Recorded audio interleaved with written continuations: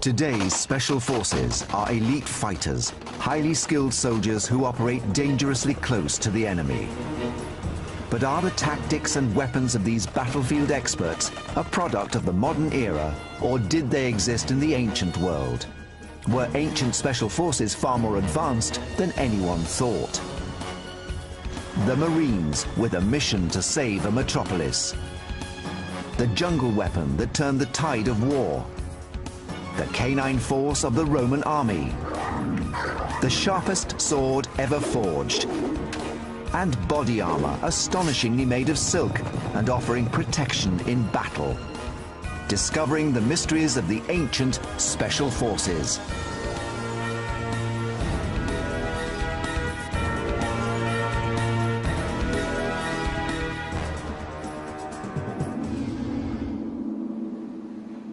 In 193 AD, the Romans besieged the city of Byzantium. The great Roman fleet was moored offshore, blockading the city and cutting off its supplies.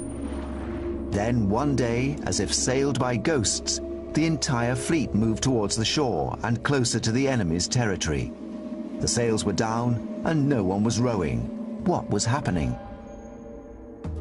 In 190 AD, the Roman Empire was at its peak. It occupied over 1.5 million square miles from the Atlantic to the deserts of Arabia. But it was a divided empire. This is the time in the Roman Empire when there are a lot of power struggles and it's not clear who's going to have the upper hand. Forces loyal to the emperor-in-waiting, Septimus Severus, had blockaded rebel troops in the city of Byzantium, on the site of Istanbul in modern-day Turkey. The Byzantines hold out. They hold out for nearly 3 years. And they're absolutely terrible accounts of what conditions were like in the city as they were besieged. They talk about them wetting leather bags and chewing on them to try to stay alive, of using women's hair to weave, to make new clothes, to make ropes, drinking the most rank and foul water. Inside the walls of Byzantium, 30,000 people faced starvation and death. They sought to break the blockade with an attack that would take the Romans completely by surprise. They intended to steal the ships that were holding them hostage. Source documents describe the bold plan. Divers cut their anchors underwater, after which they drove the nails into the ship's bottom and with cords attached thereto, and running from friendly territory, they would draw the vessel towards them. Hence, one might see the ships approaching shore by themselves, with no oarsmen nor wind to urge them forward. The secret? The ships were stolen by underwater commandos, the ancient equivalent of today's Marines. The mission was highly dangerous.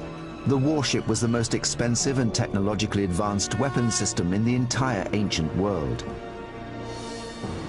The ships would have had round-the-clock security, comprised of vigilant lookouts. This would have been the ancient equivalent of the high security surrounding 21st century warships. The task of stealing the ships without being seen meant that the ancient commandos had to remain undetected for the whole time. One glimpse, and not only was the mission doomed, but the entire city would be conquered. But how did the ancient divers remain unobserved beneath the sea, hundreds of years before the invention of underwater breathing technology? The Byzantine divers must have accomplished the feat on a single breath of air. But how did they do it? At the Royal Lifeboat College on the south coast of England, Ancient Discoveries is investigating the techniques and training the Byzantine divers must have used for their underwater mission. Mark Harris is a British champion in a discipline known as freediving. Freedivers are like the underwater special forces of the ancient world. Today we've got things like frogmen who use rebreathers, but in those days, of course, they didn't have that equipment. They just had the ability to hold their breath. The advantage of having a freediver unit within a navy would really be the invisibility factor of being able to swim distances underwater and not be seen from the surface. A 6-foot section of a replica Roman hull has been rigged to a scaffold and lowered into a tank. Mark will test how long he can remain underwater on a single lungful of air. He will also assess how much work he can get done using only Byzantine underwater tools and a weight. This device is called a Scandalopetra and was used by the ancient freedivers to descend and provided them with the negative buoyancy that they needed to get there. Mark will have to combine his freediving skills with those of a military frogman. He must cut loose the ship's anchor and attach a rope to the Roman hull. I think my most challenging task actually is going to be trying to attach this plate onto the side of the hull. The hulls of ships are built to be as smooth as possible to allow them to glide drag-free through the ocean. The ancient commandos would have had to attach a plate to the hull before even attempting to tie on the ropes. I've got 4 nails to drive in, and I think that's going to be quite a tricky job to do. I think with the frogmen, the chances are that they knew that they were putting themselves in a very dangerous situation, and I think there would have been a very high mortality rate. In doing their tasks, they would certainly have been expending a lot of oxygen and had a very high chance of not making it back to the surface. The test is a first. Mark briefs his safety and rescue team. Can I have everyone's attention, please? There is a risk of me having a hypoxic blackout. Now, if that happens, what I need you to do is to get me to the surface as quickly as possible. Grab me from underneath like so, and then secure my chin and hold the back of my neck, and then just bring me right up to the surface. If I'm not conscious within 30 seconds, then we'll ask this Dave here to get involved, and he'll know what to do at that stage. Mark must first prepare his body for the dive with breathing exercises. Really, when I'm breathing up, the main thing is that I'm just oxygenating my blood cells, I'm lowering my heart rate, and I'm getting something else called the mammalian dive reflex. Mark is optimizing the amount of oxygenated red blood cells in his body. It's likely that the ancient divers of Byzantium may have conditioned their bodies in exactly the same way. Blood that's in your arms and legs gets channeled into the core of your body, and also my spleen will start to release more blood cells as well, so I get a good circulation of blood going between my lungs, heart and brain, which is where it's all needed.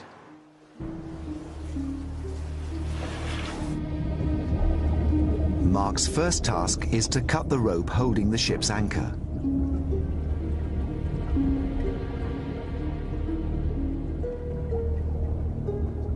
After 30 seconds below, he's ready for his main challenge, attaching the plate that will hold the rope. To replicate the ancient diver's experience, Mark must continue the next stage using the same breath. Without exertion, Mark can hold his breath underwater for over 6 minutes. But physical effort generates carbon dioxide in the bloodstream, and this could reduce the time he can hold his breath by over half. He has now been underwater for 2.5 minutes, pushing his respiratory system to the limit and creating the risk of a shallow water blackout. By now, the ancient diver's lungs would have been extremely painful, yet they needed to continue work, as coming to the surface would have risked being spotted. There are a lot of dangers associated with free diving, and the most significant is that of shallow water blackout, which occurs usually as the free diver is ascending to the surface. Now, on the way up, the lungs expand because as gases have less pressure exerted upon them, they occupy more space. Now, this has the effect of drawing out the remaining oxygen in the tissues into the lungs, and it is the loss of oxygen, or hypoxia, that causes the loss of consciousness. And there usually is no warning of this. After 4.5 minutes underwater, the anchor cable is cut, the plate is in place, and Mark has successfully attached the rope. A dozen divers could have attached 12 ropes on a single undetected breath. This would have been enough for the men on shore to pull the ships towards the land. Mission accomplished. Yes, that was definitely successful. I think it opened my eyes, really, to what the ancient frogmen would have been doing. Amazingly, holding one's breath for 4.5 minutes while performing physical exercise is 4 times longer than the average person can hold their breath while sitting still. By using this ingenious method, the Byzantines captured a significant number of Roman warships. But even this could not save their city. They had to leave the protective shelter of their city and seek food, and it was then that the Romans attacked and slaughtered them. The Romans captured the city and razed it to the ground. Byzantium was rebuilt by Rome, and it would again become the capital of the Roman Empire when Constantine converted to Christianity and its name got changed to Constantinople. And it still stands today as Istanbul, that city that sits on the brink between East and West. In every era, special forces are called upon to fight in extreme situations. Andrew Lambert and Richard Windley are investigating a device that was made for another extreme terrain, the jungles of Southeast Asia. This specialist weapon saved an entire empire from total destruction. The jungle can be cramped and claustrophobic. There's no room to maneuver heavy infantry or large assault weapons through dense undergrowth and around massive tree trunks. Jungle warfare calls for stealth, silence, special weapons, and forces. You need special training, you need special equipment, you need special experience to fight effectively in the jungle. There is limited evidence from ancient Asia of a mysterious jungle superweapon, one that would allow special forces to operate in silence in the dense tropical undergrowth. Between the 9th and 15th centuries, the Khmer Empire ruled over great swathes of Southeast Asia. And its capital, Angkor, the largest city of the ancient world, covered 1,150 square miles, roughly the size of present-day Los Angeles. It was an ancient superpower. But in the 12th century, the Khmer Empire was nearly destroyed. A small rival kingdom, the Champa from present-day Vietnam, was growing in strength. Armed by the technologically advanced Chinese to the north, they marched into Khmer territory. A simple bow, as used on the back of their attack elephants, only had an effective range of 50 feet. But this was perfect when fired from a fast-moving elephant at a height of 15 feet. But jungle forces operating hundreds of years ago needed a weapon that could be carried and deployed in thick undergrowth, brought up silently into a firing position, and fired at a much greater range and with much more power than the simple bow. The ancient jungle elite forces superweapon was the double crossbow. Ancient Discoveries is investigating how this weapon became the key to how two superpowers fought to dominate a 500-year-old world order. Leading model maker Richard Windley has reconstructed this ancient weapon. So Richard, what we got here, it looks like two bows back to front. The idea is we can get a much longer draw with shorter bows so that these things would be useful in confined spaces in jungle warfare. On covert missions, the elite forces needed range to shoot at the enemy from a distance. To get range, they needed a more powerful bow. The way to make a bow more powerful is to make it bigger. But a bigger bow is too large and clumsy to deploy in jungle conditions. The answer was to double the power of the bow, not by doubling its length, but by its number, the double bow. That's the one thing that seems to make sense with this. Even if you don't get any more power than with a longer, simpler bow, the sheer fact that you can maneuver it through the jungle is going to give you that critical advantage. Well, that's right, and I think a sensible test would be to test one of the bows on its own, strung as a normal bow, and then set it up with a complete string in the double bow configuration, and then try it again and just compare ranges. The range of the double bow should be greater than that of a single bow, although the double bow's design might make you believe the opposite. The way the bowstring is wrapped around both bows produces a lot of friction that might lessen the power of the double bow. In a normal bow, one's arm simply pulls back the string. But in a double bow, the string must slide over the first bow to pull that back. The friction at this joint could easily make the expensive addition of a second bow hardly worth the effort. As the string slides over the arm of the second bow, it rubs against the wood. This again uses up valuable power that is not being utilized to project the arrow to its target. Right, well that draw is about 11 or 12 inches. The single bow shot goes 40 feet. Okay, that's the first one, so. All right. What we've got here is two bows, and they're bending in opposite directions to give us a double effect. Are we square now? That's about centred now, Yeah. but as you can see, you can actually feel the jerking, so we really are actually You can getting see it right on these ends. I think we better pull this together because those reliefs show two men pulling. The archaeological evidence confirms that the extra power would have required two soldiers to draw the bow. Right. Okay, if you'd like to find that. Yeah, why not? Sorry. This is the double bow. Let's see how much further it goes. I think we better pace that out, Richard. Yes, that looks It's gonna- significantly better, doesn't it? It does. The arrow from the double bow travels 65 feet. We're looking at least a 50% increase. So what we've got here is a machine that gives us 50% more power with no extra width. That's right. Even with the energy lost at the friction point, the double bow has 50% more range than the single bow. A militarily effective improvement, this extra power also gave it another advantage. The only problem we've got, of course, in a jungle, you're going to lose performance because you're firing through trees, you're firing through leaves. So what we really need to do, I think, is to look at just how well this works in a jungle situation.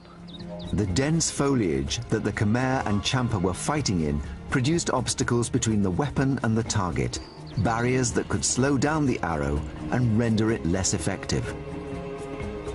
To recreate these conditions, Richard and Andrew have set up a series of targets 3 feet apart, an approximation of the gap between leaves and branches in a Southeast Asian jungle. Real leaves and branches are of varying thicknesses, but Richard and Andrew are using thick paper for the test because it has a uniform thickness. In this way, they can collect accurate scientific and measurable comparative data about the arrow's penetration.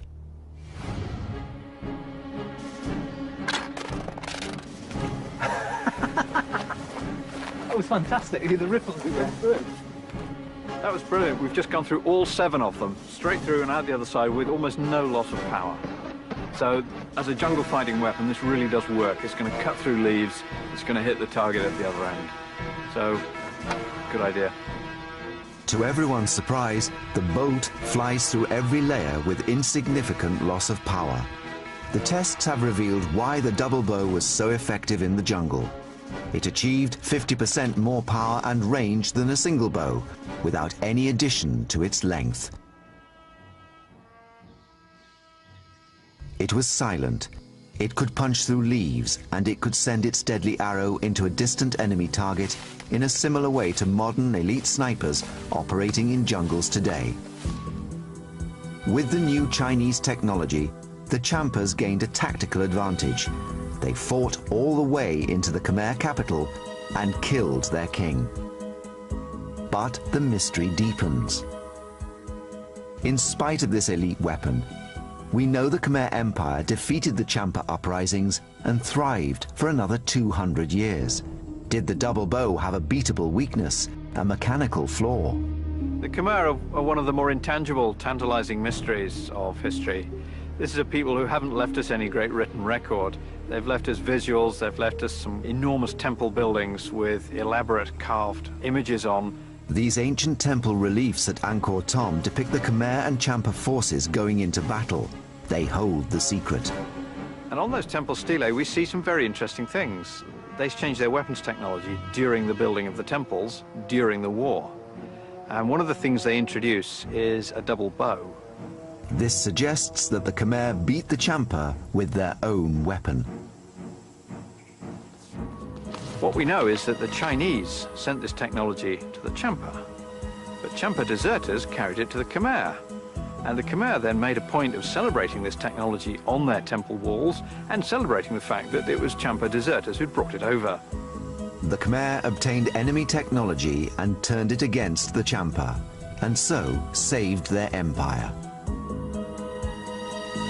A short distance across the ocean from Cambodia lies the island nation of Japan. In the 13th century AD, Japanese military engineers also used an amazing piece of weapons technology to save their nation from annihilation. a weapon that is still famous today for being the sharpest and most deadly blade ever made, the fabled samurai sword. Even with all the technology that we have and all the machinery, we cannot make a sword like it was made many centuries ago. The sword was made with ingenuity and incredible craftsmanship. In 1281, the great Mongol leader Kublai Khan sent a force from China of 4,000 ships and 200,000 men to invade Japan. The largest fleets ever put together in the medieval world were those that Kublai Khan produced for his invasions of Japan in 1274 and 1281. This was probably the largest naval flotilla ever assembled prior to D-Day. The Mongol raids into Japan in the 13th century are chronicled on a set of manuscripts known as the Moko Shurai Ekotoba. Before this campaign, typical Japanese battles were fought between individual champions and generals, but the Mongols were a tribal equestrian people, and they attacked in mass groups. Up until this point, simple Japanese swords had been made of a single piece of iron hammered into a sharp blade. There was a trade-off between hard and sharp blades made of steel that could cut through Mongol armor but broke easily, and softer, more flexible blades made of iron. Although the iron blades did not break as often, they could not penetrate the stiff lacquered leather protection worn by the Mongols. The Japanese desperately needed a new technology, a special weapon that would complement the samurai reputation of being an elite special force. The nation stood on the brink of disaster. And that was about the time when the first true swordsmith found a way to make a sword that could be very strong to cut through, but soft and flexible and fast at the same time. And that person was called Masamune. Masamune created the hardest, toughest, and sharpest swords the world has ever seen. Faye is one of the highest-ranking female martial artists and swordswomen in the world. She is an advanced practitioner of Aido, the art of drawing the sword, and Tamashigiri, the art of cutting with it.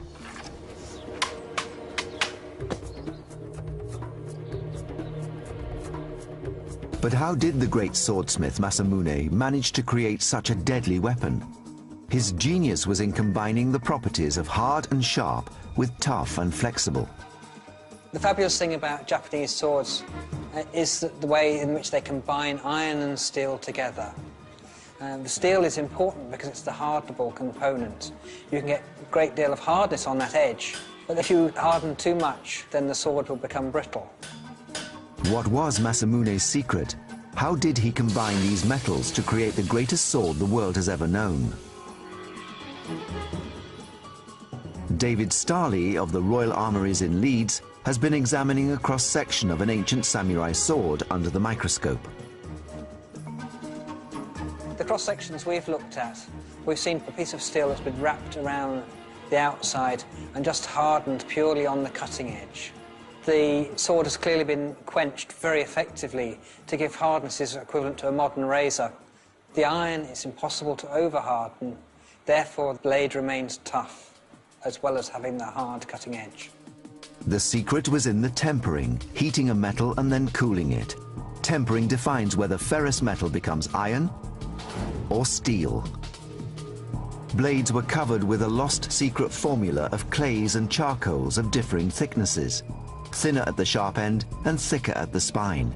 The clay coating acted as an insulator, so that the heating and cooling rate changed along the length of the blade. By doing this and hammering out any air bubbles that could weaken the metal, swordsmiths could actually create the two different metals with their different properties in the same blade.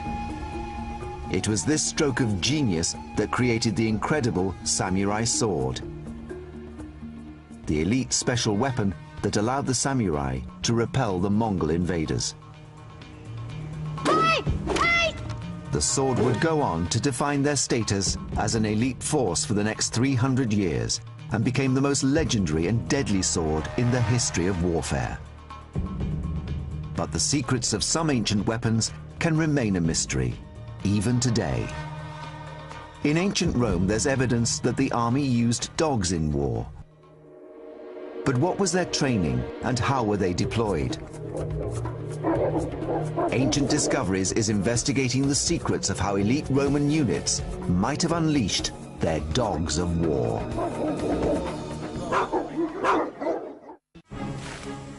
From the war elephant tanks of Southeast Asia to the heavily armored troops charging on horseback across the medieval battlefield, all armies across history have employed animals in war. But a mystery endures about the ancient wartime use of the most popular domestic animal in the world, the dog.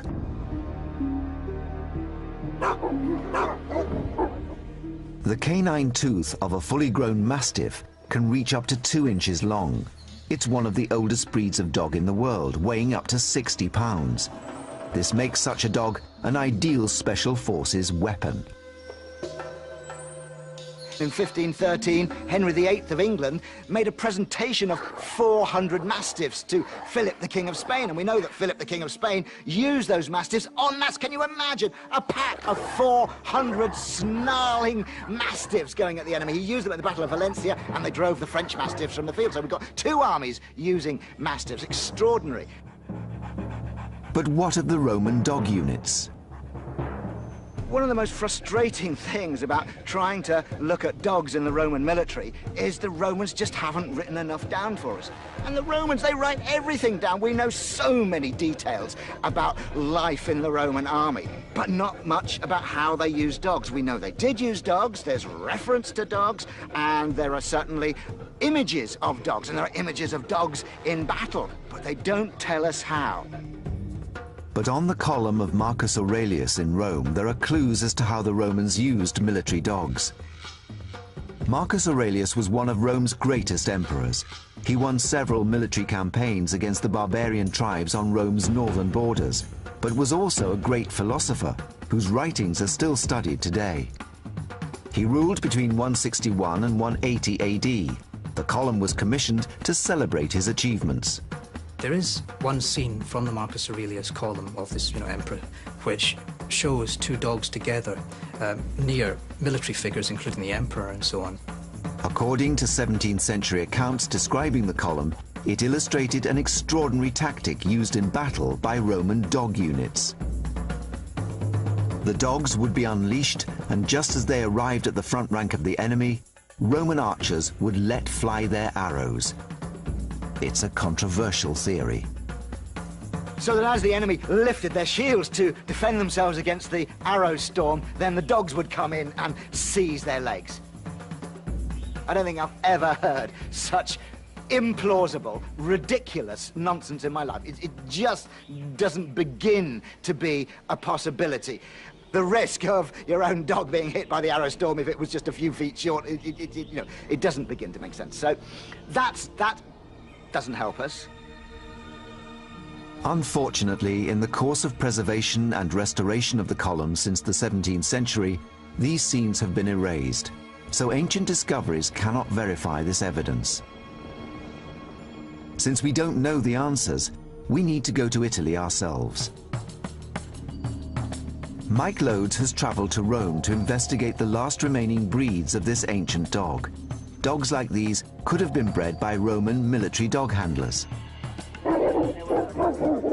These are mastiffs. They're sniffing me. I hope they're not checking out their next meal. They're not pet dogs. These are guard dogs. They're big, ferocious, brave, fierce dogs. And they're the sort of dogs that might have been around in ancient Rome. Certainly, Roman writers such as Pliny talk about big dogs that were around in the ancient world that were used in battle. He talks about them having troops of dogs. So, I mean, this is intimidating enough, just having half a dozen here with the handler. But imagine a great troop of dogs slavering and snarling and coming for you. Huge value for intimidation in a military sense. It takes almost superhuman strength to rein in 5 massive dogs. Is this a clue as to the size of a unit under one dog handler? This is an extraordinary feeling. They've just given me these 5 mastiffs to hold, which I think can pretty much do as they like, and they pretty much are doing as they like. But I think a trained handler, probably with a big stick, because the Romans weren't terribly friendly to their animals, could probably take 4 or 5 on a leash like this and go in. So they're not taking them as one. I see this as a handler going in with a whole fistful of mastiffs to intimidate and take out the enemy. The investigation suggests that if they did, it might have been beasts like these, in groups of up to 5 with a single handler. Rome must have used them more than Rome is letting on to us. But the way they were used remains a tantalizing mystery. Somehow, somewhere, for some reason, Rome is keeping a secret. I'm sure one day we will unearth some new bit of evidence. We just need one more clue to tell us what did the dog do for Rome. As yet, there is no archaeological evidence about canine special forces. However, vast amounts of historical evidence does exist about the samurai, those elite warriors of antiquity. Although even with them, there remain some intriguing mysteries, and startling facts can still be uncovered. Yes, they had swords, but it wasn't their weapon of first choice. Their principal weapon was the horse and the bow. They were mounted archers. And in the age of the horse and the bow, where for centuries this ruled the battlefield, certain elite warriors, bodyguards and messengers had a device called a horro. It was a special kind of flag, and allegedly it could stop arrows. Ancient Discoveries is investigating this implausible protective device. Can a team of leading experts unravel the mystery of how a simple piece of fabric was able to protect the samurai from a hail of arrows? Often outnumbered, relying on surprise and speed, special forces depend on superior equipment to carry out and survive their mission. In the ancient world, it was no different. Elite warriors wore the best protection they could afford. Perhaps the most extraordinary is what appears to be nothing more than a silk bedsheet. It's known as the horro. It's shown in illustrations in the many ancient texts that chronicle the clan wars that ravaged Japan through the Middle Ages. At the beginning of the 12th century, the Minamoto and Taira families struggled to dominate Japan. Over 5 years, they clashed in a series of battles known as the Genpei Wars. A screen depicting the Battle of Ichinotani shows some Minamoto samurai wearing the horro. The horro was a cape worn by elite troops and decorated with emblems to indicate status or allegiance. But a mysterious secondary use is indicated by its translated name in English, arrow catcher or arrow entangler. In its time, the arrow was the deadliest distance weapon on the battlefield.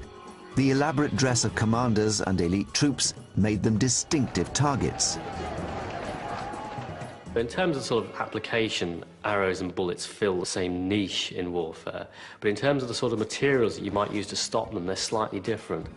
Armor to protect against arrows was generally made of a hard, impenetrable material like metal or lacquered leather. So how could a piece of silk tied on with string give anywhere near the same level of protection?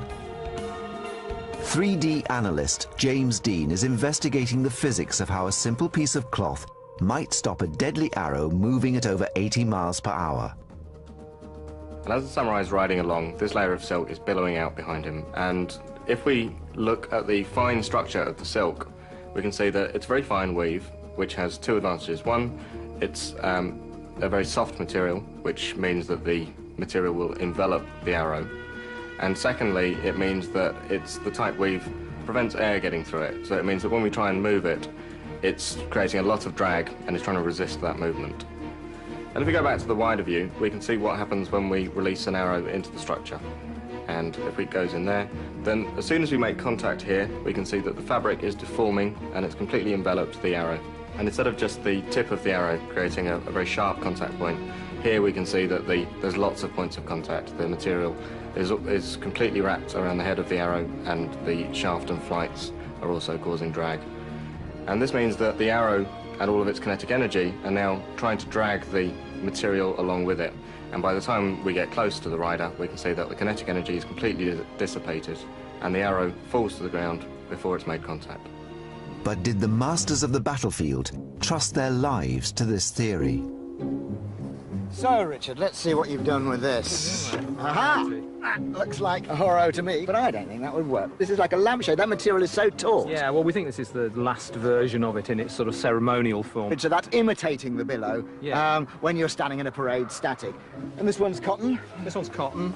And of course we can see here the Japanese heraldry here. So I mean that's the other function of this. Yes. I mean it is an identifier. So if we've got to simulate that on the back, that's a heck of a lot of material to billow, isn't it? It is quite a lot of material. I mean, I can just feel the weight of this. We're going to need a bit of a supercharged horse to get that to billow out.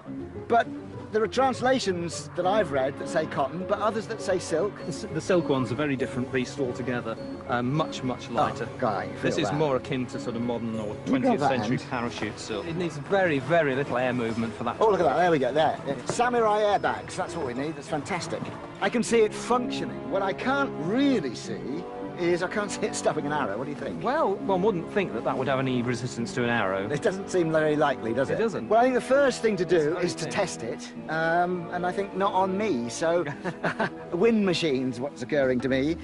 Mike has brought his samurai bow to the Ancient Discoveries testing ground. It might be that the Horo doesn't stop an arrow, but it slows it down enough that it will no longer penetrate the armour. So we're going to test it against this ballistic jelly, which is supposed to simulate the density and resistance of human flesh. Look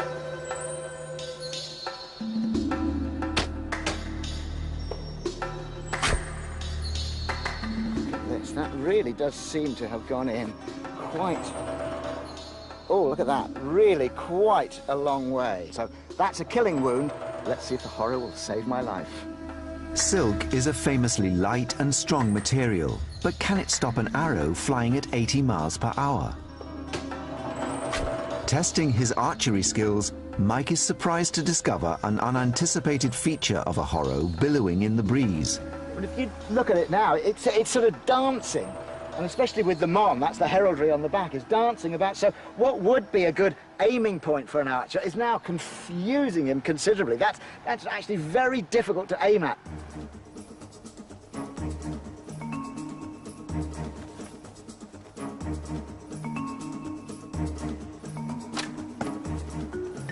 That's amazing! You can see it's work! Look! This is completely unbelievably And what would you fantastic. call that? You call it entangled? I would call it entangled, but also a stop. Yeah, I mean, it completely exceeded my expectations. I say the point's still gone through, but I mean, it's the shaft. It stopped the shaft. It's extraordinary. It's genuinely surprising. It really is, isn't it? See, that's a sort of an armour-piercing little, you know, narrow bodkin-y type arrow, because he would be wearing armour. The next test is to try a big broadhead, a cutting head. Maybe the broadhead will cut the silk. Pretty good, I think. Look at that. It's done what I predicted. It has cut through the silk. But then once it was in the silk, the weight of the shaft just dropped that silk down. Yes, that's right. So it came through, it used all its energy by then, and then it just dropped down. And these guys are going to be partially armoured anyway, aren't they? Exactly. We just want to resist the fatal penetration of armour. An ancient warrior fleeing for his life would have been lucky to have had only one arrow to contend with. Mike and Richard are building up a picture of how the Horo would have protected a rider from numerous arrows fired from various angles and ranges. It's been both fascinating and frustrating at the same time. It was slowing them down. I mean, sometimes it was even just punching them out, like as if it was a trampoline.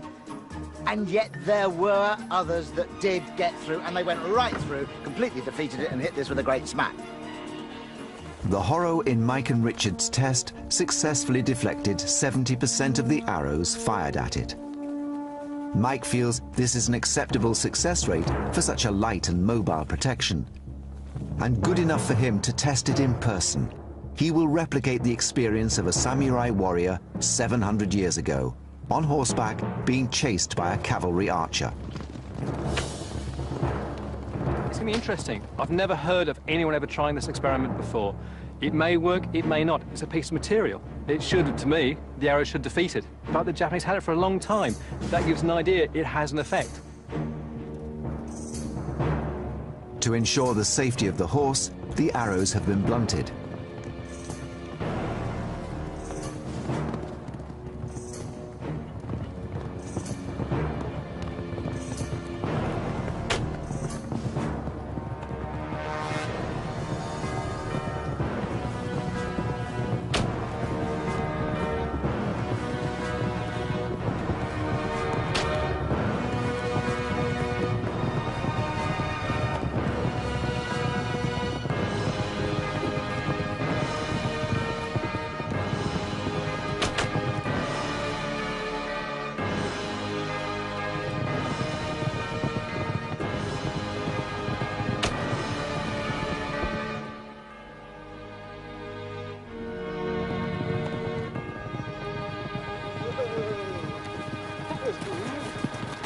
That was great! Good shot, good shooting. So we've established the principle works. We've tested it on the wind machine. We can see that unless it's at extreme close range, it works. And now we've tested it on horseback, and I could feel it. I could hear it pop. I could sense it was saving me. I could feel it working. So I would feel quite secure with that, although, as you say, it's a big target, which is slightly counterintuitive for something that's to protect you. It's actually announcing this great target, but that's so much in Japanese culture. But I mean, they would wear banners and standards on their backs, so they were really big into announcing who they were, and this does that. Yep. But the important thing is, we've found a principle that works. The samurai were equipped with superlative weapons and ingenious protection. They were trained in mind and body. They were daring and courageous. They were the special forces of their day. The combat divers of Byzantium, the jungle archers of the Khmer, the war dogs of Rome, and the samurai of Japan were the titans of elite warfare. Operating in small, close-knit, highly trained units, their effectiveness was out of proportion to their numbers. Ancient Discoveries has revealed how the special forces of the ancient world, like their modern-day counterparts, depended on exhaustive training, both mental and physical, and equipment that tested the limits of both ingenuity and craftsmanship.